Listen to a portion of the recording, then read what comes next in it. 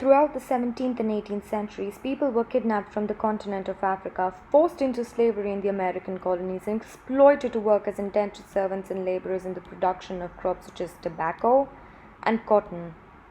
By the mid 19th century, America's westward expansion provoked a great debate over slavery that would tear the nation apart into a civil war. Slavery in America started in 1619 when the privateer White Lion brought 20 African slaves ashore in the British colony of Jamestown, Virginia. The crew had seized the Africans from Portuguese slave ship São João Batista. Throughout the 17th century, European settlers in North America turned to African slaves as a cheaper, more plentiful labor source than indentured servants who were mostly poor Europeans. In 17th and 18th centuries, black slaves worked mainly on tobacco, rice, and indigo plantations in the southern colonies from Maryland, Virginia to Georgia. After the Revolutionary War, the new U.S. Constitution acknowledged the institution of slavery, counting each slave as 3/5 of a person for the purpose of taxation and representation in the Congress. Slaves in the antebellum South consisted about 1/3 of the southern population. Most slaves lived on large plantations or farms, and many masters owned fewer than 50 slaves. Slave owners sought to make their slaves completely dependent on them, and a system of restrictive codes governed their life. They were usually prohibited from learning to read and write, and their behavior and movement were restricted. Many masters took sexual liberties with slave women and rewarded obedient slave behavior with favors. Otherwise, they were punished.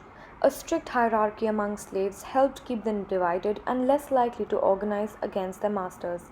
Slave marriages had no legal basis, but they did marry and raise large families.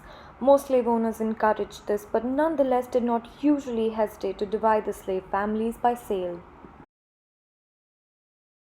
Slaves in a prayer house built on the plantation or at services in their master's nearby church heard time and again a simple sermon: "Obey your master and do not steal or lie."